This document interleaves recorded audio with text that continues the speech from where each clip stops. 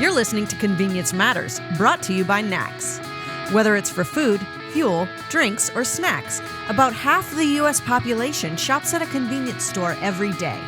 We'll talk about what we see at stores and what the future may hold for our industry. Welcome to Convenience Matters. I'm Jeff Lenard. And I'm Carolyn with NACS.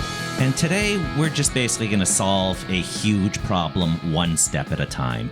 Hunger, it's a big issue, but it's one that we can all play a role in. And if you look at what we each can do, we can do pretty amazing things together. I'd mentioned hunger is a huge issue. 1 out of 6 kids in this country at some point or another face it. And you think about that with our kids, with sports teams, that means if you have a basketball team, 1 out of those starters probably has dealt with that issue.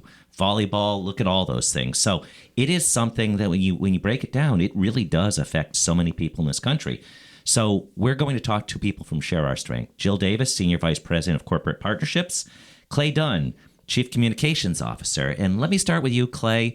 When we talk about this as a big issue, hunger, there's also simple ways we can all work together to accomplish our mission of eliminating it at some point. Can you tell us what Share Our Strength is doing and where we may all play a role? Absolutely. Share Our Strength runs the No Kid Hungry campaign to end childhood hunger here in America. You know, as you said, 1 in 6 kids in our country will struggle with hunger this year. That's a lot of kids, more than 13 million of them. And, because they're hungry, it's impeding their learning. It's, getting in the way of them realizing their dreams. And so our belief is that we, as a country, have plenty of food and resources to be able to feed every child. And we even have programs in place that are designed to do that. Just too often those programs are failing the kids that they're meant to serve. And so that's what the No Kid Hungry campaign is about, using existing programs to make sure that kids have the food that they need where they live and where they learn and where they play, so that they can, have that fuel for their dreams. Yeah, I like that term fuel, and I've heard that term used a lot in various conversations. Partnership for Healthy America, they have sports figures, and they don't talk about eating, they talk about fueling their body. And Jill, when we're looking at the issue of kids and getting food, it's not necessarily that we need more food, but it's that food just needs to be in the right place at the right time so people have access to it. That's exactly right. We really look at it as access and awareness. So as Clay mentioned, there are nutrition programs in this country that are prepared to serve the kids, but so many of these kids and families don't know that they exist and don't know how to get access to them. So we're working with educators, teachers, community leaders to say, hey, do you know that you can get school breakfast in this school? Or do you know that there's an amazing after school or summer meals program at this site? And here's how you can have access to it. So we're certainly not a country who wants for food.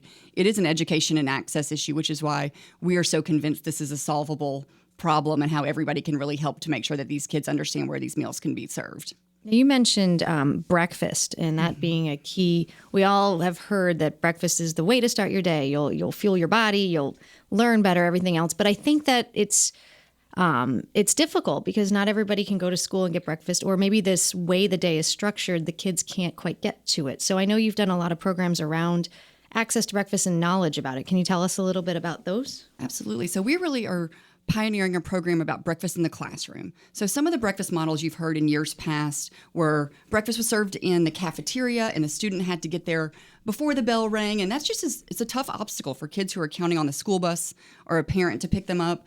And also you have those students in the cafeteria maybe eating alone, and that's bringing in some stigma that those children shouldn't have to deal with. So we really are working to move breakfast into the classroom, where schools, all classrooms, all students, whether you're eligible for that free and reduced price meal, if a certain number of your students are, the homeroom teachers can serve that breakfast so everybody's eating together. It takes just a few minutes of classroom time. You're creating a community for those kids, the teachers eating with them. There are some teachers who said, I'm not sure if I can give up that classroom time. And instantly they see behavior problems go down. Test scores go up, attendance goes up. And some of those teachers who are resistant at the beginning are some of our biggest champions today, saying, I'll give you that 10 minutes of classroom time for what I saw in the results. And it creates a good leadership opportunity for kids to be the ones rolling the cart into the classroom or being on cleanup duty that day. And it really does make it much more of a community eating together when you think about how your family eats together. And it just takes out so many of the obstacles, which is a big part of what we're trying to do, is to make this easier. And you can be learning about nutrition and the way the body works. So there's ways, I would imagine, that the teachers could build that into their lesson plan. So do you also work with teachers on that aspect of it, nutritional education? We do have a part of our work which is focused on nutrition education. Most of that is done outside of the classroom, and we really target that to parents and caregivers of children 0 to 5. So before you get into that classroom setting, to make sure that families know how to prepare, shop for, cook food on a budget, and bring that back into their homes. And I had mentioned this is a distribution issue as much as anything, and that probably resonates very well in our industry because we sell 80% of the fuel in the country, and the complications of distribution, getting fuel from point A to point B, particularly when something's disrupted. And Clay, wanted to talk to you about distribution, and we had mentioned earlier that is the crux of the problem, and so it isn't necessarily that people need more food or we need to donate more food, but how do we work with groups like Share Our Strength so that they have cars, that they have equipment, that they have drivers to move food from where it is to where it can be? Yeah, this is a huge issue, actually. I mean, especially as we look at the changing nature of hunger in America. Like, there was a time when hunger and poverty was very much concentrated in urban centers. And now we see in suburbs and rural communities, families struggling with the same issues, like the not being able to provide enough food for their kids, really struggling to make ends meet. You know, a lot of the work that we do around the summer and making sure that kids have meals in the summer is a prime distribution problem example. The National Summer Meals Program is very antiquated. It was written to address poverty more than 40 years ago. It has never been updated. And we're trying to overcome the limitations of that program by doing things like mobile meal programs that take food to kids versus a 7-year-old having to make their way to a summer meal site, and other innovations like that to help solve that problem. But you're right, it's a huge issue and one that we really need help solving from people who are distribution experts. Clay or Jill, what can our retailers, our convenience stores, even some of our supplier members, which supply the products to these stores, working off that summer model of how do we get this food to them when they're not in school? What can a retailer do to help, or who can they work with, or what can they help with? Yeah, it's a great question. So part of the place where we see a natural alliance with convenience stores is connected to our Dine Out for No Kid Hungry program. So that is bringing together and really uniting the whole restaurant industry. And with food service becoming such a huge component of the convenience store experience, we see that as such a natural alignment. And retailers can work with us and look and say, one of the things we do is sit down and we talk a little bit about what are your goals with this program? Are you really trying to engage your employees? Are you trying to engage your customers? And we'll create customized programming for that retailer to say, if you work with us on this program, look at how many children we can connect to meals and how we can also solve some of your business objectives at the same time. And really what we want to do is take some of that retailer's knowledge back to some of Clay's points on distribution and how do we make sure that we can close that full circle. The best partnership is going to be one that's a win-win-win. First, we're going to put the kids up first and make sure the kids get the meals that they need, that retailer is also solving for a business objective, whether that's sales or brand loyalty, and that we're also looking at No Kid Hungry is getting a little bit of that knowledge back from you guys who are doing such tremendous work on things like distribution in other areas. Yeah, and so this isn't really food rescue on any level. This is about moving food or getting the resources to get food where you need it. And I've been to some restaurants where you see the logo, the Share Our Strength logo, buy this pizza and $1 goes to Share Our Strength. And it makes the pizza taste better. There's just a little bit more. When you look at our industry, when you look at other industries, the line you hear is we sell all the same things. How do you make it taste better? You make it taste better by having it do good. And so I think there's some promise, Clay, in how retailers can work with Share Our Strength or others where you're doing good and you're also getting recognized for it, in that people have to go to you for this type of opportunity.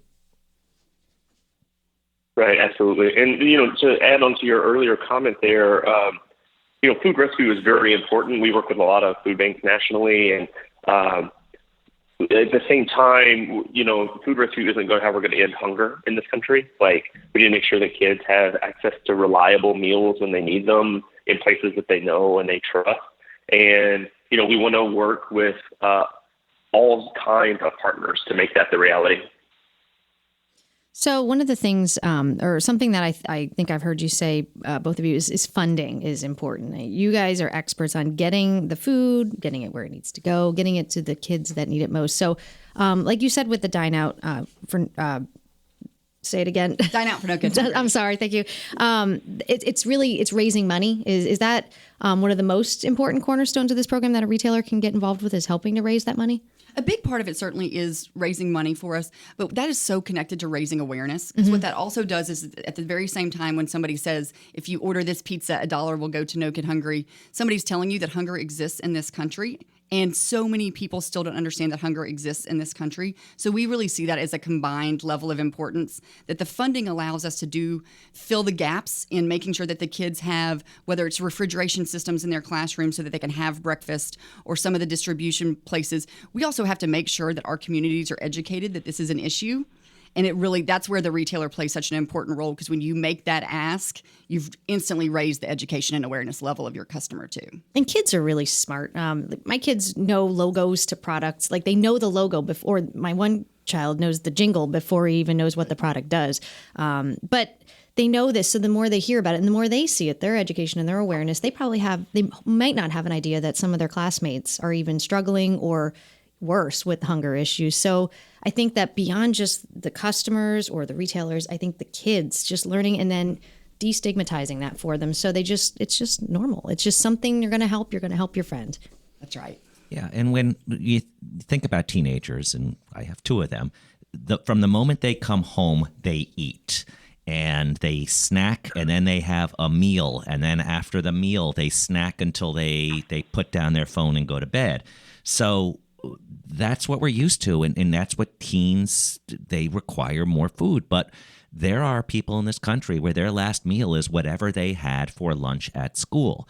And if there's a snow day, when it's summer vacation, we have happy memories about summer vacation and doing nothing. But that's also a point where a lot of people in this country have to sort out, how am I going to get when will my next meal be? Not I know I will have it, but it may be an extended period of time. And the better off you are to be fueled, the better off you are to make good decisions. And that means learning so you can be productive in life. And that means just making good decisions overall.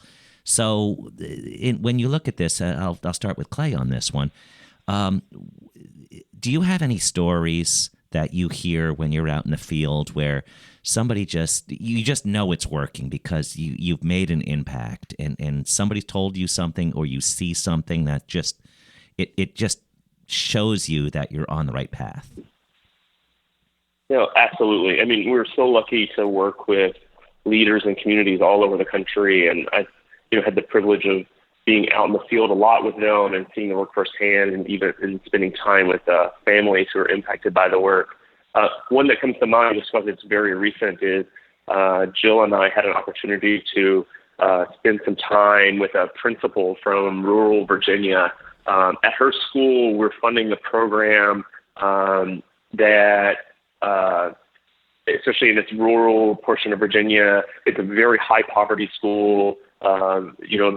By far the majority of the kids are on free or reduced price meal programs, but we've helped that school and the other schools in their district expand their breakfast program so that it's more accessible for the kids, provide snacks in the afternoon so that kids aren't going home on an empty stomach, preparing backpacks so that kids can take food with them for the weekends, and really just, this sort of 360 surround of the kids. The principal, her name's Pam Davis. She's phenomenal. Like, when she talks about the kids in her school, it's not just about learning. It's about really the whole child, taking care of all of their needs. And, she talks about the crazy number of challenges that different kids are facing. Some of them are homeless at the moment.